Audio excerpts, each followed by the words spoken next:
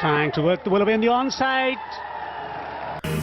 বোলারদের তৈরি করা মঞ্চ কাজে লাগাতে ব্যর্থ ব্যাটাররা। শান্ত মিরাজদের দায়িত্বহীন ব্যাটিংয়ে বাংলাদেশকে 81 রানে হারিয়ে সিরিজ আফগানিস্তানের। হংকং পৌঁছে অনুশীলনে বাংলাদেশ ফুটবল দল। ভ্রমণ ক্লান্তি থাকায় হারর ট্রেনিংয়ের বদলে হয়েছে শুধু রিকভারি। হামজাকে অধিনায়ক হিসেবে দেখতে চান আমিনুল। বিপিএল নিয়ে আইজিএম এর সঙ্গে আনুষ্ঠানিক চুক্তি করতে ব্যর্থ বোর্ড। দায়িত্ব নিজেদের কাছে রাখতে যাচ্ছে গভর্নিং কাউন্সিল। নতুন আসরে কমতে পারে দল। এনসিএল ফাইনালে শিরোপার লড়াইয়ে রংপুরের প্রতিপক্ষ খুলনা। প্রথমবারের মতো ট্রফির স্বাদ নিতে চান মিঠুন। চ্যাম্পিয়নশিপ ধরে রাখতে মরিয়া আকবর। আবারও দায়িত্বহীনতার প্রমাণ দিলেন টাইগার ব্যাটাররা। আফগানদের দেওয়া 191 রানের টার্গেটে ব্যাট করতে নেমে 109 রানেই গুটিয়ে যায় বাংলাদেশ। 81 রানের হারে সিরিজ খোয়ালো মেহেদী হাসান মিরাজ বাহিনী। বিস্তারিত প্রতিবেদনের বাকি অংশে। আবুধাবিতে টস জিতে আগে ব্যাটিং বেছে নেয় আফগানিস্তান, কিন্তু সুবিধা করতে পারেনি বেশি। 11 বলে 11 রান করে ফেরেন রহমানুল্লাহ গুরবাজ। দুর্দান্ত প্ল্যানিংয়ে গুরবাজকে বাউন্ডারি লাইনে ক্যাচ দিতে বাধ্য করেন তানজিম সাকিব। পাওয়ার প্লের ভেতরেই টপ অর্ডার ব্যাটার সাদিকুল্লাহ আদলকে ফ্লাইটে বোকা বানিয়ে ক্যাচ বানান তানভীর ইসলাম। টাইগারদের তখন হাসি মুখ। সুন্দর ক্রিকেটে দর্শক মনে আনন্দ, কিন্তু ভুল হতে খুব বেশি দেরি হয়নি। তানভীরের বলেই ইব্রাহিম জাদরানের সহজতম স্ট্যাম্পিং মিস করেন নুরুল হাসান সোহান। লাইফ পেয়ে ইনিংস বড় করতে থাকেন এই ব্যাটার। যদিও সেঞ্চুরি বঞ্চিত হয়, 95 রানে আউট হয়েছেন ইব্রাহিম। ততক্ষণে তার দল পৌঁছে গিয়েছে সম্মানজনক স্কোরে। বোলিং ইনিংসে ভুল হয়েছে আরও একটা। আফগানরা 157 রানে 7 উইকেট হারানোর পর গাজানফারের ক্যাচ সেরেছেন রিশাদ হোসেন। লাইফ পেয়ে এই স্পিনারও করেছেন 18 বলে 22 রান। ইনজোর্ড রহমত শাহ ব্যাটিং করতে পারেনি বিধায় 190 রানে থামে আফগানদের ইনিংস। Target 191 run. আর এমন কি ধারণা এমনই থাকার কথা, আর সেটা অস্বাভাবিক নয়। কিন্তু বর্তমান ওয়ানডে দলের কাছে স্বাভাবিক ঘটনা ঘটানোই যেন অস্বাভাবিক কাজ। রান তারায় 0 রানে প্রথম উইকেট হারায় বাংলাদেশ। তানজিদ তামিম ফেরেন ডাক মেরে। কাটা ঘেয়ে নুনের সিটা দিয়েছেন নাজমুল হোসেন শান্তর, রান আউট। পাওয়ার প্লেতে গিয়েছে আরও একটা উইকেট। এক্সট্রা অ্যাগ্রেসিভ হতে গিয়ে সাইফ আউট হয়েছেন 22 রানে।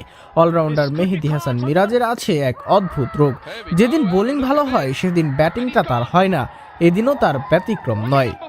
দলকে বিপদে ফেলে মিরাজ আউট হয়েছেন 4 রান করে। দলের রান তখন 50, 4 উইকেটে।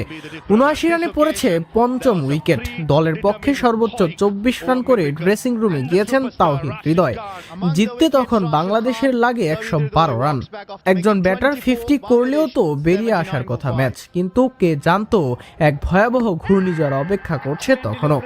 99 থেকে 101, 1 রানে 4 উইকেট হারায় বাংলাদেশ। সুযোগের অপেক্ষায় থাকা সোহান সুযোগ পেলেন ঠিকই, কিন্তু কাণ্ডজ্ঞানহীন শটে আউট হয়েছেন। জাকেরকে দেখে মনে হতেই পারে তাকে জোর করে খেলানো হচ্ছে। সাকিব আর তানভীরের ডাক এসেছে বাড়তি বোনাস হিসেবে। সব মিলিয়ে 109 রানের বেশি করতে পারেনি বাংলাদেশ। 20 রানে 5 উইকেট হারিয়ে অবিশ্বাস্যভাবে 191 রানের টার্গেটে 81 রানে হেরেছে টিম বাংলাদেশ। শেষ 10 ওয়ানডেতে এটা বাংলাদেশের 8ম পরাজয়। টাইগাররা জিততে পেরেছে মাত্র একটা ম্যাচে। 2027 বিশ্বকাপে সরাসরি অংশগ্রহণ এখন স্বপ্নই মনে হচ্ছে বাংলাদেশের জন্য। অবশ্য একটা প্রশ্নও থাকবে, এই পারফরমেন্স নিয়ে কি কোনো দল সরাসরি বিশ্বকাপ খেলা কি ডিজার্ভ করে কিনা।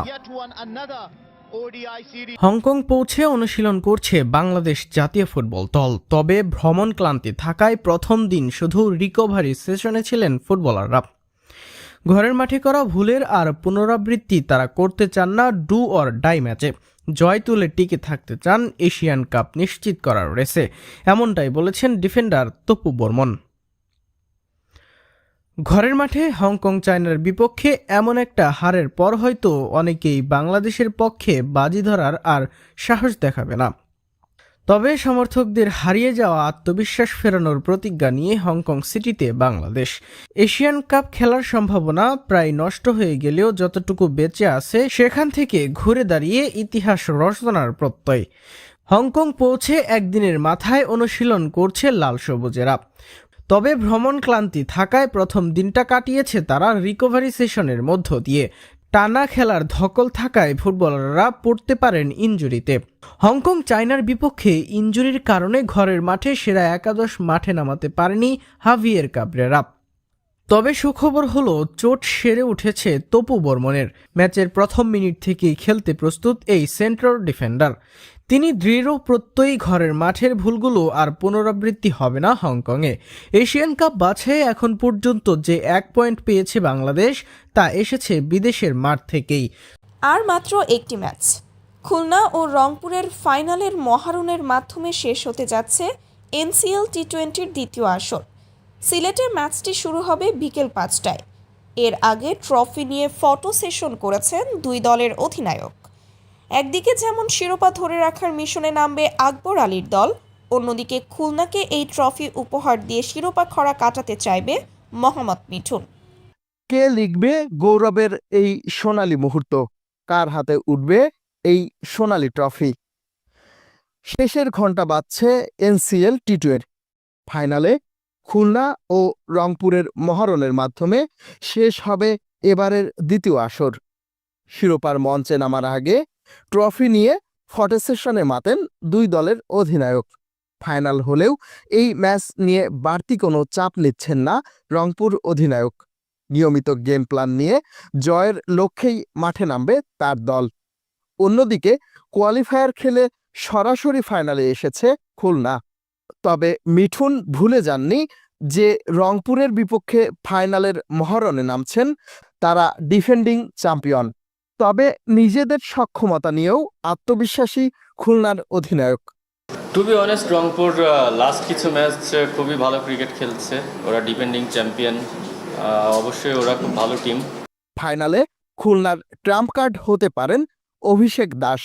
প্রায় 5 বছর ইনজুরি কাটিয়ে এবারের এনসিএলে ফিরেই সুযোগটা ভালোভাবে কাজে লাগিয়েছেন এই অলরাউন্ডার। ব্যাটে বলে দুটি ছড়িয়ে হয়েছেন ম্যাচ সেরা। শিরোপার মঞ্চে কোয়ালিফায়ারের সেই অভিষেককেই চান খুলনা অধিনায়ক। আপনারা দেখেছেন ওর অ্যাবিলিটি কি। ডে বাই ডে আমরা চেষ্টা করছিলাম, ও যেহেতু ইনজুরি থেকে ব্যাক করেছে, ওকে যেন আমরা প্রপার টাইমে কাজে লাগাতে পারি। নিজেদের যোগ্যতার প্রমাণ দিয়েই ফাইনালের মঞ্চে নাম লিখিয়েছে রংপুর। কোয়ালিফায়ারের মতো গুরুত্বপূর্ণ ম্যাচে ব্যাটে বলে আলো ছড়িয়েছেন নাসির হোসেন। দলটিকে ফাইনালে নিয়ে আসা এই জয়ের নায়ককে নিয়ে অধিনায়কের প্রত্যাশাটাও তাই অনেক বেশি। নাসির ভাই আসলে প্রত্যেকটা টিমের জন্য আমার মনে হয় একটা অ্যাসেট। আর বোলিংয়ের কথা যদি বলেন, টুর্নামেন্টের শুরু থেকেই দেখবেন যে উনি নতুন বলেই বল করছিলেন, পাওয়ার প্লেতে বোলিং করছিলেন। বৃষ্টি বাধা, সূচি পরিবর্তন, জাতীয় দলের ক্রিকেটারদের অনুপস্থিতি, সকল বাধা পেরিয়ে সমাপ্তির পথে এবারের আসর। রংপুর নাকি খুলনা, কে হাসবে শেষ হাসি, সেটাই এখন সময়ের অপেক্ষা।